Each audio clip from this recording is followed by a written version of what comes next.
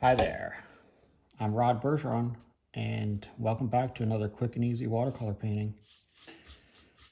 Today we're going to be working on something that's going to look a little bit fall.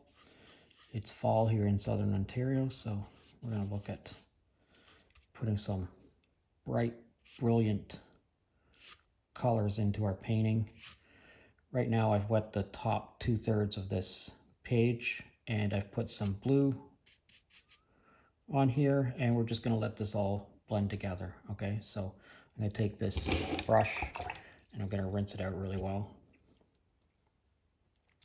and I'm going to pick up some red, some quite brilliant red, and I'm going to touch this into a few places along this bottom line here, and probably, you know, about that much, because we want this color to really bleed off into the top here. So we're going to do that, and then we're going to pick up some yellow, and we're going to put some yellow in a few places, but we're also going to put some yellow into some of this red that we have here. Okay, and again, we're just going to let that bleed off to wherever it is it's going to go to. And I'm going to pick up a little bit of green, not too much green, just maybe put a little bit of green in a few places, and that should really turn into brown for us. Okay, all right, so we're going to paint across the front here. We're going to paint some foreground, and this is yellow ochre, and I'm going to pick up a little bit more yellow ochre that's a little bit more intense. And I'm also going to take some of this yellow ochre and drop it into a couple of places there like that. Okay, and then we're just going to let this all bleed and do its own thing. I'm going to pick up some of this red here and splash it across the front, and then I'm going to pick up some sienna. I'm just going to drop some sienna in a few places like that. Now this is my #1 round watercolor brush, and I've taken a utility knife and I've sharpened the one end of it. And we're going to scribe some lines in here and create some foliage in the foreground. You can also do a little bit of that up here in our tree line if you like. See how that red is bled into that blue, and now you're getting this sort of purpley haze across there?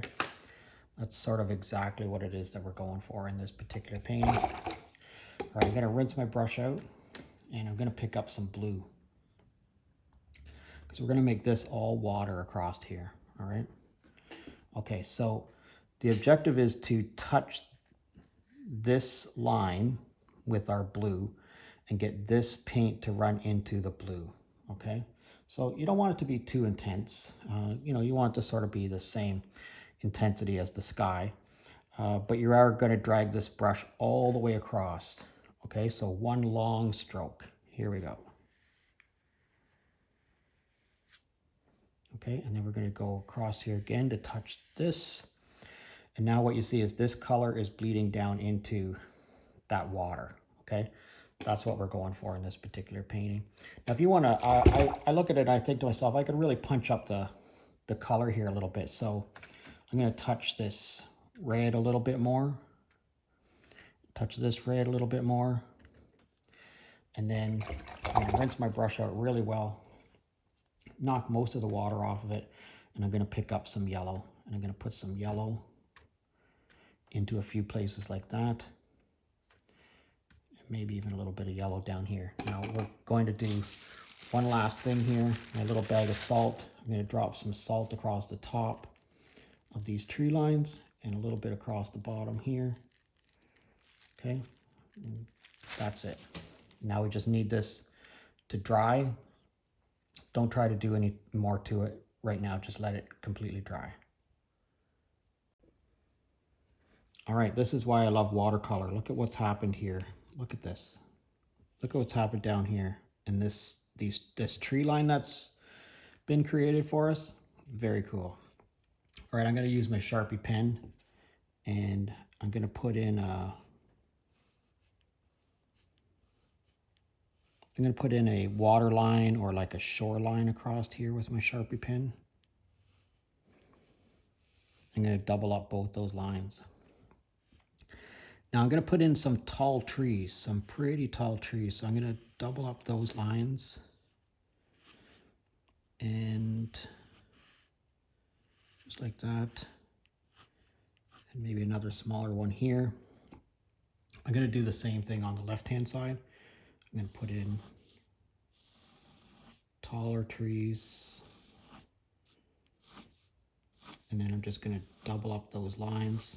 And when I say double up the lines, it doesn't have to be accurate. It doesn't have to be like they're, 100% on top of each other. You can see it's kind of a little bit sketchy there. All right, so we're going to paint these trees in. And I'm going to use blue today. So, when you're looking at pine trees from a long ways off, very seldom do they actually look green. So what I'm doing here is I'm stippling. So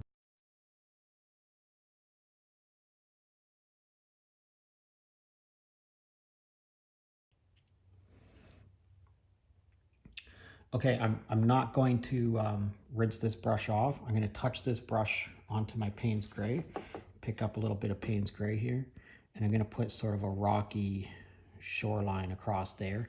And I might not go all the way across there. I'm going to go across here a little bit, just like that. And then I'm going to take this brush and I'm going to touch it onto the Payne's Gray. So it should be slightly more concentrated, slightly more dark. And I'm going to do the same thing on the other side. And again, I didn't pick up any more pigment. All I did was just touch the dry brush onto the pigment to make it darker, okay? So we're going to pick up a little bit more Payne's Gray here. And we're going to go over some of our trees here. So this is quite dry, so I didn't pick up any more water. I just used a little bit of water from that was on the page. And again, I'm not picking up any more water. So I'm trying to touch the page now where there's not a blue dot.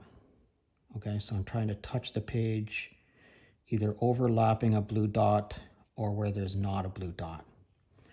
Okay, and then every time go back, touch the Payne's Gray again, and then come back up here, just like that. That one turned out really well. Touch the Payne's Gray again. So you see these blue dots are not quite dry, so they have a little bit of moisture in them. So you can actually use that moisture to pick up your next paint. And that's all I'm doing here. So I'm using the moisture that I'm touching from the page and from the paint that's already on there to pick up more Payne's Gray. Okay, and I'm just keep on doing that. So again, I'm trying to touch the page where the blue dot is not. And using the #1 watercolor brush, you can get some pretty #1 round. You can get some pretty small dots, and that's what we're going for here.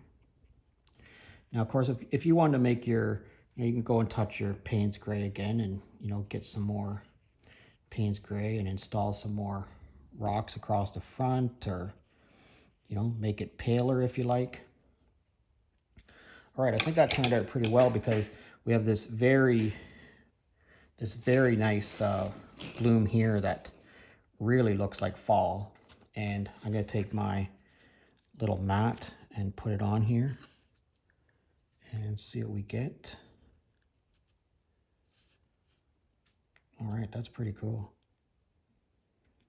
Yeah, I really like the reflection of that red and the water across there. And of course, you could put some more foliage across the front if you want to with your pen. But I think that turned out pretty well. I'd love to know what you think of it. So let me know in the comments section. And if you're currently a subscriber, thank you very much. And if you're not currently a subscriber, please consider subscribing to my channel. Thanks a lot for watching today, and we'll see you again next time.